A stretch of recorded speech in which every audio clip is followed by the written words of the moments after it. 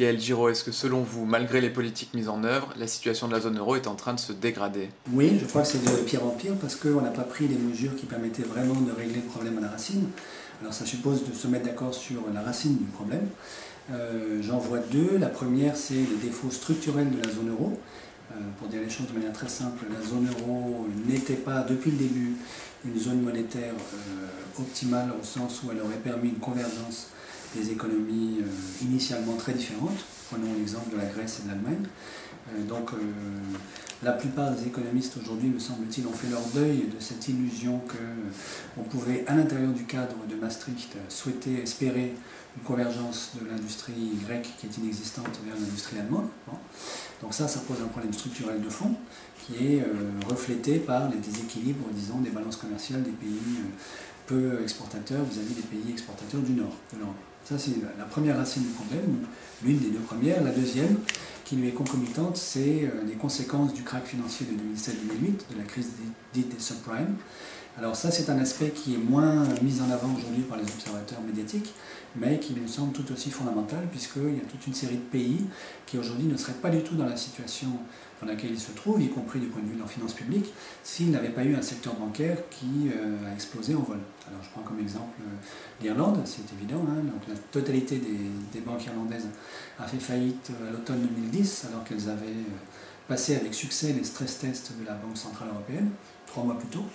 Entre les deux, il ne s'est rien passé de significatif, ce qui en dit long sur la pertinence de ces tests. Et la dette publique irlandaise en 2007, c'était 25% du PIB. Donc l'Irlande, à ce moment-là, était le premier de la classe, absolument exemplaire. Cette dette publique est passée de 25 à 100% en un an, en 2010, tout simplement parce que l'État irlandais a repris à son compte les dettes de ses banques, sous la pression de la Commission européenne et de la Banque Centrale Européenne. C'est à peu près le même phénomène qui s'est déroulé en Espagne. Au cours des années 2000, beaucoup de banques espagnoles ont prêté de manière complètement irresponsable à des projets immobiliers sans queue ni tête, ce qui fait qu'aujourd'hui vous voyez en Andalousie par exemple des villages fantômes, des villages dont la construction s'est arrêtée au premier étage, qui ne sont habités par personne. Alors les banques espagnoles ont joué à ce petit jeu parce qu'elles ont profité de la titrisation, donc du fait qu'elles pouvaient revendre sur les marchés financiers internationaux les titres de créance des crédits qu'elles accordaient pour ces projets immobiliers, et ceci dans l'irresponsabilité la plus totale. Aujourd'hui, une bonne partie de ces banques est au bord de la faillite, sinon carrément en faillite, et l'État espagnol se sent obligé de les recapitaliser sans les nationaliser, de sorte qu'il reprend à son compte finalement les dettes privées des banques. Alors, la dette publique espagnole en 2007, c'est 40% du PIB, et aujourd'hui, 4 ans plus tard ou 5 ans plus tard, c'est 80% en gros. Donc ça a été multiplié par 2, c'est pas aussi énorme qu'en Irlande, mais le mécanisme est quand même très très similaire. L'Espagne ne serait pas du tout inquiétée, elle serait même plutôt exemplaire si elle n'avait pas eu son secteur bancaire, disons, qui a fait naufrage. Voilà, ça c'est deux exemples assez forts. Alors, c'est pas pour dire que la crise bancaire est responsable de tout, mais qu'elle joue un rôle majeur. Globalement, aujourd'hui en Europe, le secteur le plus endetté, c'est pas du tout le secteur des finances publiques, c'est le secteur privé financier. Donc ce sont les institutions privées financières qui portent le plus de dettes en Europe aujourd'hui. Après vient le secteur privé non financier, et après seulement viennent les finances publiques. Donc si, dans un cadre de pensée orthodoxe, on pense que la première chose à faire aujourd'hui en Europe, c'est d'aider des acteurs endettés à se désendetter, alors les premiers qui doivent le faire, ce sont les banques et les institutions financières, certainement pas les États, qui sont beaucoup moins endettés comparativement que le secteur financier. Alors vous venez d'expliquer l'impact de la crise financière sur l'explosion des dettes publiques dans 2 pays. Est-ce que ça reste vrai pour d'autres pays comme la Grèce ou la France par exemple? Parce qu'on entend plutôt dans le discours parler de dérive des dépenses publiques, gaspillage. Alors il y a plusieurs questions dans votre interrogation. Est-ce que l'origine de la crise se trouve dans des gaspillages d'argent public? Dans le cas de la France, pas du tout. La part, disons, des dépenses publiques de l'État dans le PIB français est, sinon en régression, au moins constante sur les 15-20 dernières années. Donc il est complètement faux de dire que l'État français aurait jeté de l'argent par la fenêtre. Au contraire, il aurait pu en fait dépenser davantage. Par contre, ce qui est vrai, c'est que les recettes fiscales de l'État français ont, elles, diminué considérablement. Et ça, c'est pas du tout dû à de l'argent qui aurait été jeté par la fenêtre par les politiques irresponsables.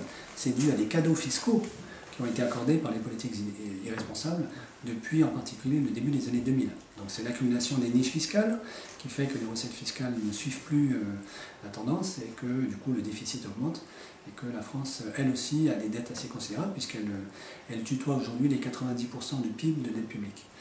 Dans le cas de la Grèce, évidemment, là c'est très particulier, il est clair que les gouvernements grecs qui se sont succédés depuis l'entrée de la Grèce dans la zone euro ont fait énormément de bêtises. La question que je me pose, moi, par rapport à l'irresponsabilité de la classe politique grecque, c'est la part de complicité des autorités européennes, de la France et de l'Allemagne. Puisqu'en 2001, au moment où la Grèce entre dans la zone euro, elle falsifie ses comptes publics avec l'aide de la banque new-yorkaise Goldman Sachs. Elle utilise pour ça un artifice comptable qui est relativement bien connu, puisque le même avait été utilisé par l'Italie en 1996. Elle est dénoncée par Eurostat, qui est l'Institut de statistique européen, l'équivalent de l'INSEE au Luxembourg. Mais la Commission européenne ferme les yeux, la France ferme les yeux et encourage même l'entrée de la Grèce dans la zone euro. C'est le seul pays dont nous ayons soutenu l'entrée dans la zone euro. L'Allemagne ferme les yeux. Alors je continue de me poser la question de savoir pourquoi nous avons été si complaisants. Ce qui s'est passé ensuite, c'est que dès la Grèce entrée dans la zone euro, les banques des pays du Nord, les nôtres, celles de l'Allemagne, ont prêté des sommes considérables à la Grèce sans, semble-t-il, s'interroger sur la solvabilité du pays. Or, elles n'ont pas découvert en 2010 que la Grèce n'a aucun tissu industriel, que la Grèce c'est du transport maritime et du tourisme, qu'il n'y a pas d'administration fiscale digne de ce nom en Grèce, parce que la Grèce n'a pas eu la chance d'avoir Napoléon Ier. Bon. Donc pourquoi les investisseurs ont-ils prêté si allègrement à la Grèce? Moi, quand je pose la question, on me répond deux choses. Parce que nous avons cru au miracle grec, ce à quoi je réponds qu'il faut peut-être croire au miracle, mais pas à cela. Et puis, deuxième réponse, nous savions bien que le contribuable européen finirait par payer à la place de la Grèce. Ce qui est très exactement ce vers quoi nous nous dirigeons actuellement. Voilà. Et donc, certes, c'est vrai, les gouvernements grecs ont été irresponsables, mais nous sommes complices de cette irresponsabilité, d'autant plus qu'une bonne partie des fonds prêtés par les banques européennes à la Grèce ont été utilisés pour passer des contrats avec les entreprises françaises et allemandes. Par exemple, la Grèce est devenue en quelques années notre troisième client, le troisième client français pour l'armement. Parce qu'il est bien connu que la Grèce est une grande superpuissance géopolitique qui a absolument besoin d'investir dans les derniers avions de combat et les derniers sous-marins de combat pour bouter la Turquie hors de Chypre. Voilà. Donc, ceci pour dire que la situation n'est pas aussi caricaturale qu'un certain nombre de médias voudraient nous le faire croire. Les Grecs ne sont pas juste un peuple fainéant et arriéré, c'est absolument faux. Nous sommes complètement complices de la situation catastrophique que vit la Grèce aujourd'hui. Quoi qu'il en soit, les dirigeants européens ont décidé en 2010 de s'attaquer à ces dettes publiques avec les fameux plans de rigueur. 2 ans plus tard, on est en pleine récession, ça ne marche pas, et pourtant on persiste toujours dans la même erreur. Oui, tout à fait. Disons, d'une certaine manière, mon impression, c'est que les autorités européennes, la Banque centrale et les élites, disons, du côté de la haute fonction publique en France et en Allemagne, espèrent un petit peu, soit un scénario à la japonaise, soit le scénario du rebond. Alors j'explique un tout petit peu de quoi il s'agit. Le scénario à la japonaise, c'est ce que la Banque centrale du Japon met en œuvre depuis une dizaine d'années maintenant. Comme vous le savez, le Japon a eu une grande répétition générale de la crise des subprimes au début des années 90. La Banque centrale du Japon est intervenue tardivement. L'économie japonaise est entrée dans la déflation, donc une espèce de trappe dans laquelle l'économie s'attend elle-même. Des acteurs économiques se disent les prix vont baisser demain, donc j'investirai demain et non pas aujourd'hui, ou bien j'achèterai mon appartement demain et non pas aujourd'hui. Et de cette manière-là, tout le monde s'attend dans l'économie, personne n'investit, personne ne consomme et les prix baissent. Et du coup, la prophétie devient autoréalisatrice, au sens où le lendemain, tout le monde se dit « Ah mais j'ai bien fait d'attendre, et je vais attendre un jour de plus ».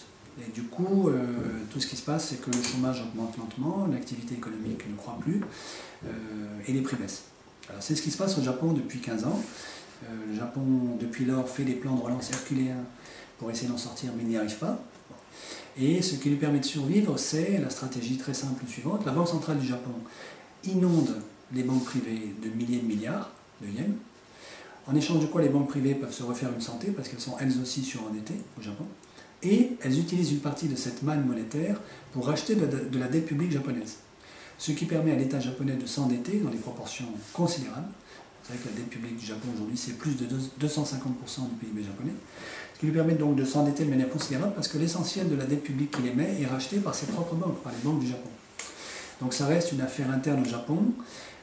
Et tant que le peuple japonais continuera d'avoir confiance dans cette stratégie, eh bien, elle pourra durer assez longtemps. En tout cas, c'est ce qu'on voit à vue humaine. Et il n'est pas impossible que certaines autorités européennes aient en tête le même scénario pour l'Europe. Quand on regarde ce que fait la Banque Centrale Européenne, la BCE, disons que c'est très proche. Disons entre décembre 2011 et février 2012, Mario Draghi a émis, comme vous le savez, 1000 milliards d'euros à la disposition des banques. Donc elles n'ont pas emprunté la totalité de cet argent, mais c'était le même mécanisme, c'est-à-dire ces banques sont inondées de liquidités, en échange de quoi elles peuvent survivre, et racheter un petit peu de dette publique des pays en difficulté, en l'occurrence l'Espagne, l'Italie, le Portugal à l'époque, qui permet à ces pays de garder la tête en dessous. Alors ça c'est un scénario possible qui conduirait à une lente agonie de l'économie européenne pendant des années, et dont, au dire même d'un certain nombre de politiques européens avec qui je peux discuter, ne s'arrêtera que le jour où les peuples en auront assez. Et je peux citer ce que disait un politique à l'Assemblée nationale il n'y a pas très longtemps, ça ne s'arrêtera que le jour où un politicien aura été tué par un manifestant en colère. Et le même politique me disait, d'ailleurs, quelqu'un a tiré un coup de feu sur un homme politique du gouvernement grec à Athènes. Bon, il a raté sa cible, mais on a repéré l'impact de balle, bon, la tension monte. Alors ça, c'est une stratégie. La deuxième stratégie, c'est celle du rebond. Alors, c'est l'idée que, vous voyez, alors ça part d'un autre diagnostic, c'est l'idée que les pays du Sud souffrent fondamentalement d'un différentiel de compétitivité à l'égard de l'Allemagne. Bon. Que du coup il faut les aider charitablement à récupérer, à combler le gap de compétitivité. Alors pour ça, on va les aider à baisser leur salaire, puisque comme ils appartiennent à la zone euro, ils ne peuvent plus dévaluer leur monnaie, leur devise. Donc il faut qu'ils fassent une dévaluation interne, ce qui consiste à baisser les salaires, et donc pour ça, on leur impose, en échange du soutien ténu des banques qui rachètent leurs dettes privées, on leur impose des plans d'ajustement structurel, ça n'a pas d'autre nom, du même type que ceux qu'on a imposés à l'Amérique latine ou à l'Afrique, il y a encore quelques années, avec l'espoir que ça leur permettra comme ça de renouer avec la compétitivité. Alors, la suite de ce scénario-là, s'il devait fonctionner, c'est qu'au bout d'un certain moment, quand personne n'en sait rien, ces pays auront retrouvé la compétitivité nécessaire, ils auront touché le fond de la piscine, et là, ils ne pourront que rebondir. Alors moi je suis très sceptique sur ce deuxième scénario, je n'y crois pas une seconde, pour deux raisons. La première, c'est que les plans d'ajustement structurel aujourd'hui ne permettent pas, contrairement à ce qu'on affirme, de restaurer la compétitivité de ces pays. C'est vrai que ces pays sont industriellement moins compétitifs que l'Allemagne, mais nous-mêmes nous le sommes aussi, moins compétitifs. Et dans le cas de la Grèce, c'est caricatural, puisqu'en gros, il n'y a pas d'industrie en Grèce. Bon. Donc c'est exact. Mais des plans d'ajustement structurel ne permettent pas de restaurer cette compétitivité.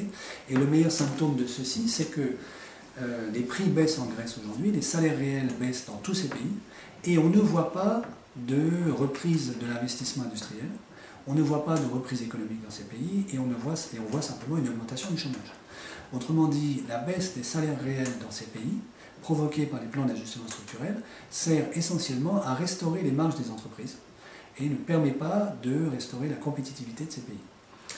Mutatis mutandis, je me pose la même question à propos du rapport gallois, mais ce n'est pas votre question.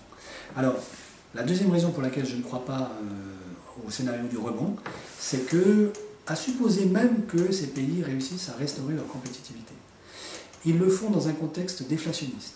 Et donc, comme je l'ai déjà dit tout à l'heure, les prix baissent déjà en Grèce aujourd'hui, ils sont très très flottants en Espagne, ils baissent dans certaines régions de l'Espagne, mais pas partout. Si jamais d'autres pays que la Grèce devaient entrer dans la trappe déflationniste, dans laquelle le Japon est piégé, je ne vois pas du tout comment ils pourront en sortir. Le Japon tente d'en sortir lui-même depuis des années avec des moyens bien supérieurs à ceux que nous mettons en Europe, il n'y arrive pas. Et autrement dit, ça c'est disons un point de vue, c'est le point de vue d'Irving Fisher, de Paul Krugman aujourd'hui, d'une certaine manière de Keynes, qui est que la trappe déflationniste, on sait quand on y entre et personne ne sait comment on en sort. Nous en sommes sortis dans les années 30 grâce à la guerre, pas autrement. Et donc, à supposer même que le processus marche, c'est-à-dire que ces pays restaurent effectivement leur compétitivité, ce à quoi je ne crois pas, il n'y aura pas de rebond non plus. Parce qu'un pays qui est dans la trappe déflationniste ne rebondit pas par magie. D'autant que le fond de la piscine ne pourra pas être touché avant plusieurs années. Et dans un pays comme l'Espagne, où 50% de la jeunesse est aujourd'hui au chômage, est en train de perdre des années précieuses en termes de savoir-faire, de capital humain, etc. Cette moitié de la jeunesse espagnole ne se remettra pas au travail comme elle le ferait aujourd'hui, si elle le pouvait, spontanément et comme par magie. Donc on a détruit la société et l'économie grecque. Il faudra une génération pour reconstruire la Grèce aujourd'hui. Nous sommes en train maintenant de détruire la société et l'économie espagnole et portugaise. Alors vous le disiez, il y a eu le rapport gallois très récemment, donc la compétitivité, on ne parle que de ça, quasiment, mais pas que depuis 2 mois, depuis des années malgré tout. Et donc malgré le changement de gouvernement, on reste dans cette logique-là d'essayer de regagner de la compétitivité. Peut-être la Grèce ou le Portugal ne va pas y arriver, mais est-ce que nous, on peut y arriver en France? Alors, c'est vrai que nous avons une industrie qui est moins compétitive que celle de l'Allemagne, parce que nous n'avons pas pratiqué la déflation salariale à l'allemande. Et c'est plutôt heureux, parce que du coup nous avons une classe moyenne qui a des revenus, qui a de l'épargne et qui a les moyens de consommer, ce qui n'est pas le cas en Allemagne. Maintenant, est-ce que le rapport gallois avec les 20 milliards d'euros en gros de déduction des charges sociales permettra de restaurer la compétitivité de la main-d'œuvre française? Je n'y crois pas une seconde. Il faudrait d'abord démontrer que, en gros, ces baisses de charges se répercuteront bien sur les embauches qualifiées, ce qui n'est pas du tout clair. Je fais le pari ici que ça servira essentiellement, comme dans les pays du Sud, à restaurer les marges des entreprises.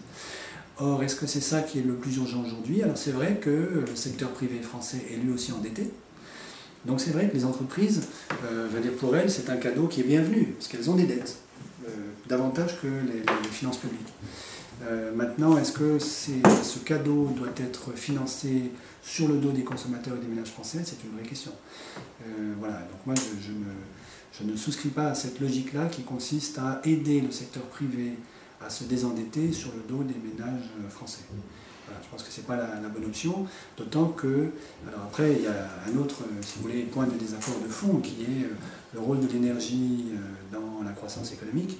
Je pense que ce type de stratégie économique relève toujours d'une vision très productiviste, et que ce soit à droite ou à gauche, peu importe, et que de toute façon, ces visions-là sont vouées à l'échec, parce que, me semble-t-il, nous n'aurons plus de croissance en Europe significative tant que nous n'aurons pas opéré la transition énergétique et climatique. C'est vrai que on entend compétitivité, dette publique, et on entend l'important c'est de retrouver la croissance, et c'est ça qui va nous sortir finalement du pétrin dans lequel on est. Est-ce que vous pourriez expliquer donc, ce que vous venez de dire succinctement? C'est-à-dire que vous n'y croyez pas, vous ne pensez pas qu'on retrouvera de toute façon un fort niveau de croissance? Oui, alors c'est un sujet qui est très débattu parmi les économistes, donc ce que je vais dire là n'est pas du tout accepté par un certain nombre de mes collègues. Disons, le constat c'est le suivant. En gros, sur cette planète, pendant les 30 glorieuses, la croissance du PIB par habitant est en moyenne de 3% par an. En gros. Sur ces 3%, vous pouvez les décomposer en 2 plus 1. Vous avez 2% qui proviennent essentiellement de l'augmentation de la consommation d'énergie, et à l'époque c'est évidemment de l'énergie fossile, gaz, charbon, pétrole, et 1% qui provient de nos petits bras, c'est-à-dire de l'intelligence humaine, du progrès technique, de la révolution managériale. Voilà. Donc ça fait 2 plus 1. Depuis les 2 chocs pétroliers des années 70, au niveau planétaire, nous avons perdu les 2% d'augmentation de la consommation d'énergie fossile essentiellement par habitant.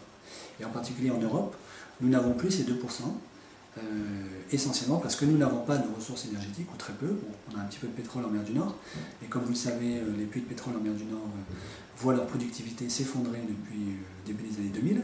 C'est le phénomène de la déplétion des puits de pétrole. Et alors, je ne sais pas si on veut aborder ce sujet ici, mais les gaz de schiste ne permettront pas de résoudre ce problème, si tant est que nous ayons du gaz de schiste en France. Alors, pour revenir au sujet, si on comprend que 2 tiers de la croissance du PIB par habitant pendant les 30 glorieuses proviennent essentiellement de l'augmentation de la consommation d'énergie fossile, ça veut dire que si on veut récupérer de la croissance d'antan, la croissance, disons, d'une économie construite sur le modèle de la révolution industrielle, de la deuxième révolution industrielle, fin 19e, alors il faut augmenter la consommation d'énergie fossile. Et ça, nous n'avons plus les moyens de le faire. La facture énergétique coûte 70 milliards d'euros à la France chaque année, dans sa balance commerciale.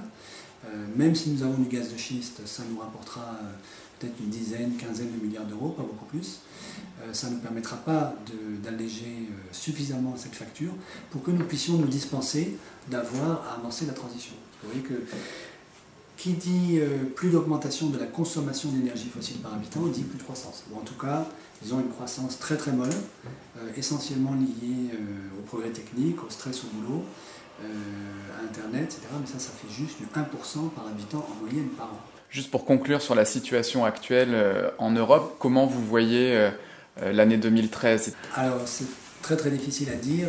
Moi, il me semble que si le scénario à la japonaise dont je parlais tout à l'heure fonctionne, alors l'agonie peut être très très longue. Il se peut que nous ayons la même discussion dans 10 ans. Il y aura beaucoup plus de chômeurs, la situation sera beaucoup plus dégradée, mais tout le monde sera encore vivant. Peut-être y compris la Grèce même, c'est pas sûr. Mais bon.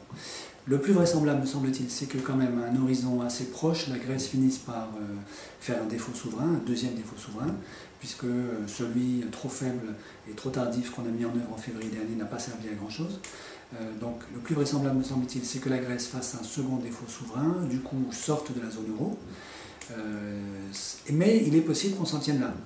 C'est-à-dire que la rhétorique européenne consistant à dire la Grèce est un cas à part, voilà, fonctionne au sens où la Grèce pourra s'en sortir hors de la zone euro et les autres seront condamnés à l'agonie dans la zone euro.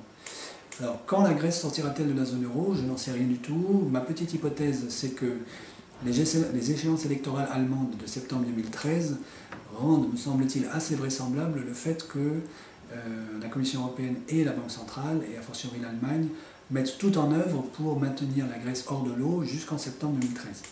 De manière que Mme Angela Merkel puisse aborder les élections dans un climat pas trop chaotique au niveau européen. Après les élections, tout est possible à mon avis, et je ne vois pas tellement qui aurait intérêt à poursuivre plus longtemps la mascarade que nous jouons actuellement, qui consiste à prêter de l'argent à la Grèce tout en sachant très bien qu'elle ne pourra jamais le rembourser, mais en disant qu'il faut continuer le plan d'austérité alors que nous savons qu'ils ne servent à rien. Voilà. Alors, il est possible que les choses se précipitent avant septembre 2013 parce que le FMI lui-même, semble-t-il, en a assez de jouer ce rôle extrêmement pervers qui est le sien maintenant. Vous savez que le FMI, manifestement, n'a pas envie de se voir reprocher d'avoir appliqué en Europe la même politique que celle qu'il a imposée en Afrique et en Amérique latine. Donc Mme Lagarde lance des signaux assez forts, signifiant « je ne veux plus continuer à faire semblant de croire que la Grèce pourra rembourser l'argent que nous lui prêtons. Arrêtons la comédie ». Est-ce que ça empêchera les deux autres membres de la Troïka, c'est-à-dire la Commission et la Banque Centrale Européenne, de continuer à maintenir cette comédie jusqu'en septembre 2013 ? Je n'en sais rien, c'est possible. Et si la Grèce sortait, est-ce que ce serait la catastrophe qu'on annonce dans les médias pour elle, l'apocalypse, ou au contraire, elle aurait des chances peut-être de s'en sortir mieux qu'actuellement? Alors je pense que maintenant, au point où on en est en Grèce, si elle sort, ça ne peut qu'aller mieux. Je ne vois pas tellement comment ça pourrait aller pire pour elle. Si la Grèce sort de la zone euro, la grande difficulté, me semble-t-il, ne réside plus aujourd'hui dans les bilans des banques privées, qui ont eu tout le temps, depuis 2 ans maintenant, pour se débarrasser et de leurs titres de dette publique grecque et des CDS, c'est-à-dire des actifs dérivés sur la dette publique grecque, qu'elles détenaient dans leur bilan. Aujourd'hui, la principale détentrice de titres de dette publique grecque, c'est la Banque Centrale Européenne. Donc c'est elle qui ferait la perte majeure, massive, si la Grèce faisait un défaut souverain massif. Alors la vraie question que ceci va poser, c'est celle de la recapitalisation de la BCE, puisque les fonds propres de la BCE, c'est 80 milliards d'euros. Il est possible que si la Grèce fait un gros défaut massif, la BCE perde une part suffisamment substantielle de ses fonds propres pour qu'il faille la recapitaliser de manière significative. D'après les traités, c'est alors aux États européens membres de la zone euro de la recapitaliser.